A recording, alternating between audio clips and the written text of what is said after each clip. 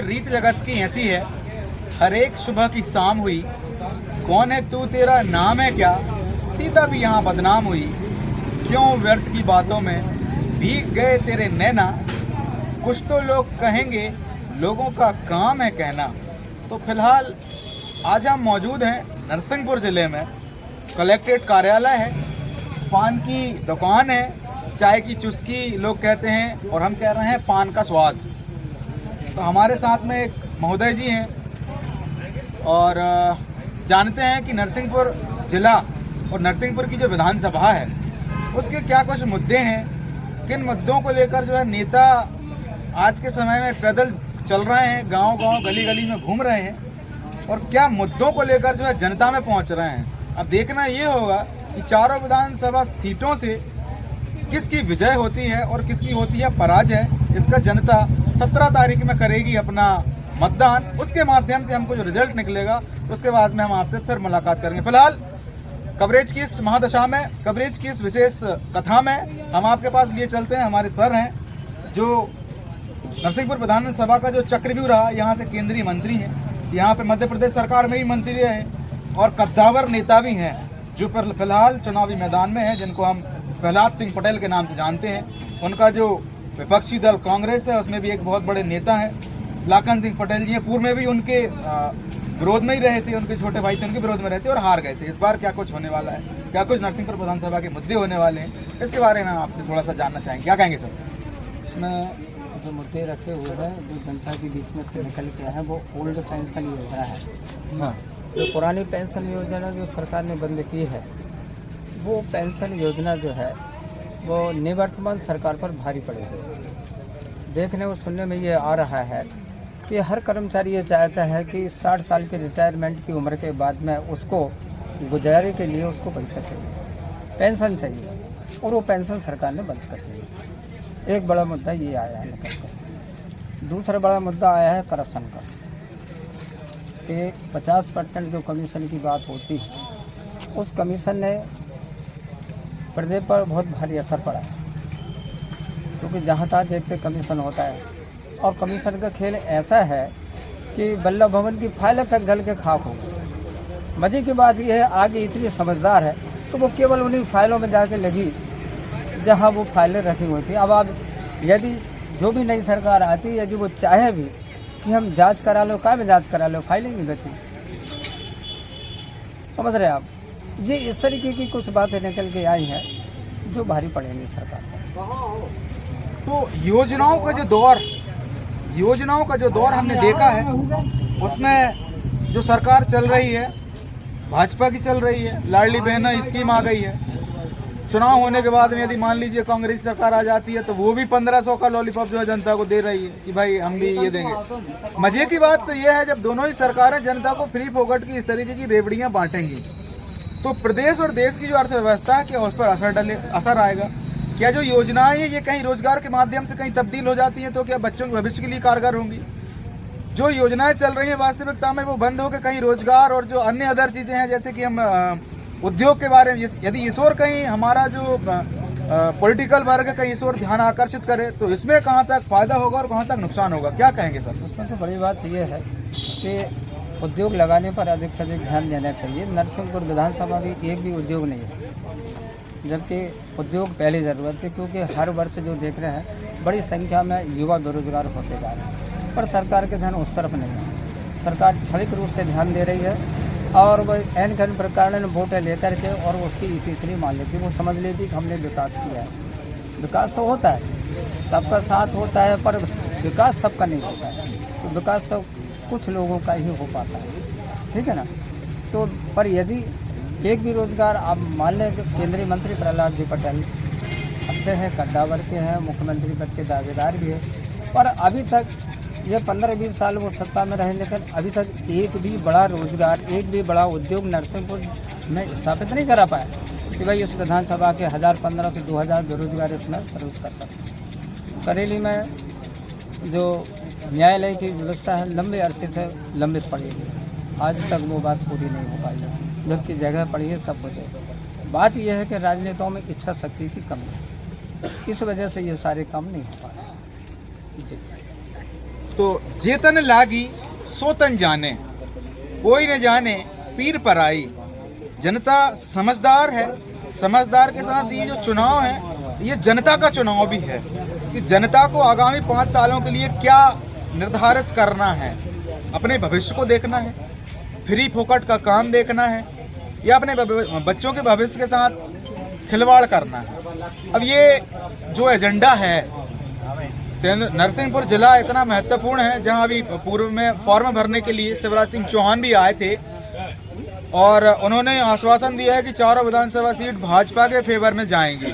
और जो लोकल मुद्दे जनता के होने वाले सर, रोटी, कपड़ा, मकान, स्वास्थ्य, चिकित्सा, क्या कहेंगे सर इस बारे में?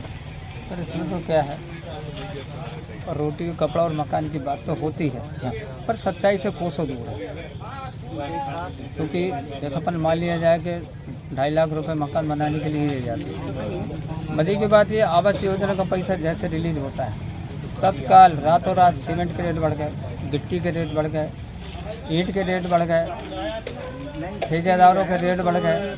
यानी किसी प्रकार से पैसे को की लूट मची रहती है और जैसे ही वो पैसा खत्म होता है वैसे ही इन सब के रेट गिर जाते हैं। तो इससे साफ पता लगता है कि आवास योजना के पैसों को पड़ी पर लगाने की सारी कोशिशें रहती है। हाँ। अब उसकी तो मजबूरी, पैसा मिला तो मजबूरी में उसको काम लगाना पड़ेगा, ठीक है ना। ये सबरी बात है।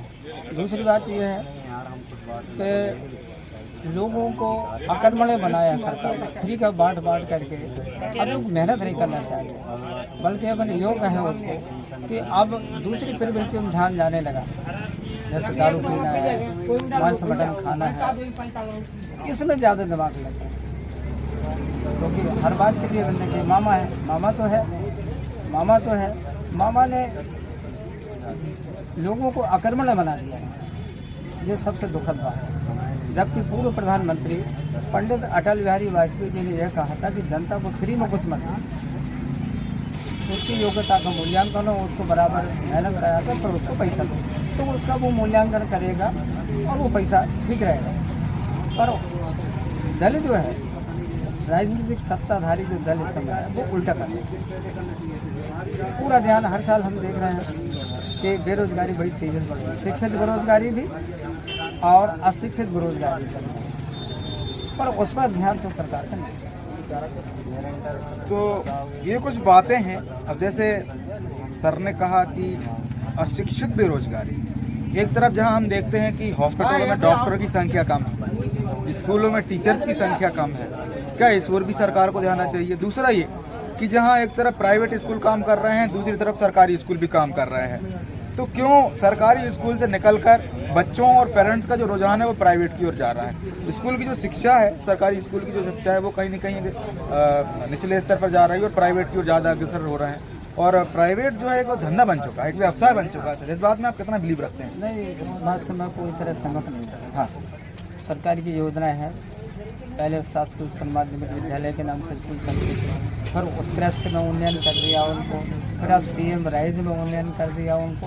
तो आप सब कुछ तो दे पा रहे हैं, एक चीज़ नहीं दे पा रहे, और वो है शिक्षा। आपके पास टीचर है, टीचर भी वही घिसे पिटे हैं, भले ही आपने CM राइज उन्नयन कर दिया और स्टाफ वही का वही। मानसिकता काम करने की है नहीं। हर कर्मचारी आज राजनीतिक संरक्षण प्राप्त है, पढ़ाना चाहता नहीं है। तो ऐसी स्थिति में ये देखा है कि रुझान जो है वो प्राइवेट स्कूलों की तरफ है। प्राइवेट स्कूल मेहनत करते हैं और मेहनत करवाते हैं, तो विद्यार्थियों में प्रोग्रेस देखने को मिलती है। पर यहाँ भी प्रतिभा का आकलन सरकार के द्वारा नहीं है। अभी स्कूटी बांटी है, लैपटॉप बांटे गए, तो वो सरकारी स्कूल के बच्चों को दिए। सर ये स्कूल का जो अपन ने बात छड़ी है, कहीं न कहीं ये फीस अवैध, मतलब ज़्यादा फीस वसूलना, क्या ये सही है? आप हमें या सरकार को इस ओर भी ध्यान आकर्षित करना चाहिए फीस को लेकर? बराबर ध्यान देना चाहिए, कोई बात ही नहीं है। यदि अवैधानिक है तो आप लगाम लगाइए, है ना।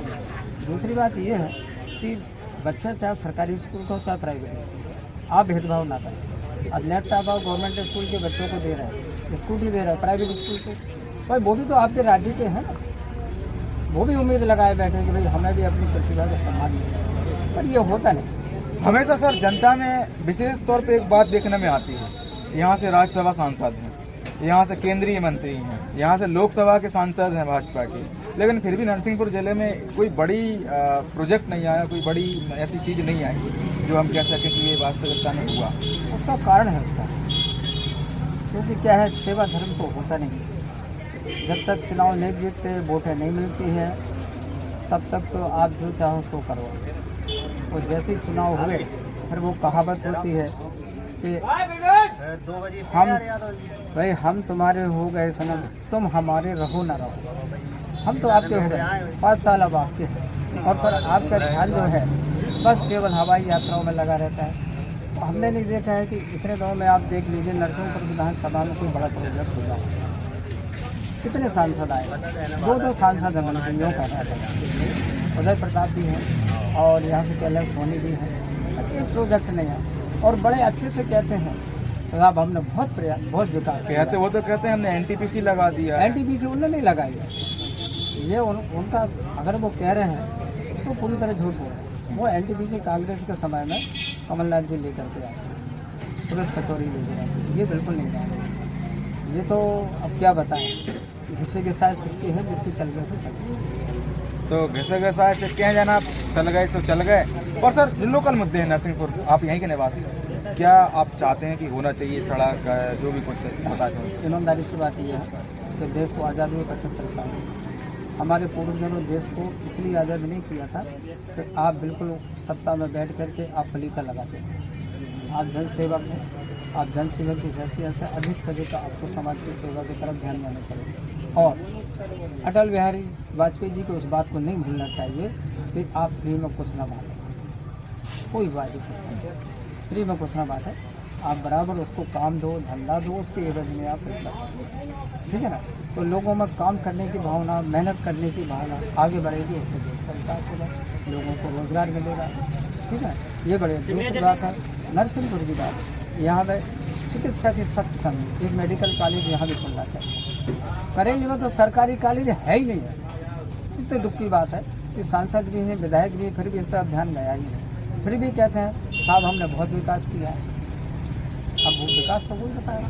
अच्छा, आप को मूल काम बताएं जो आप करते हैं। मैं तो स्कूल संचालक, स्कूल संचालक, कौन से स्कूल संचालन कर रहे हैं? बरेली में महाराणा प्रताप शिक्षण संस्थान स्कूल चल रहा है, मैं उसको चला।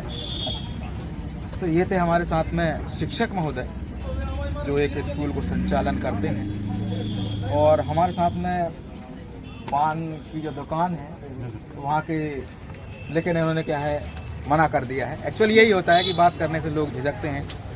फिलहाल वीडियो के इस क्रम में आप सभी का बहुत बहुत धन्यवाद। सावधान रहें, सतर्क रहें, जागरूक रहें और औरों को सावधान करते रहें।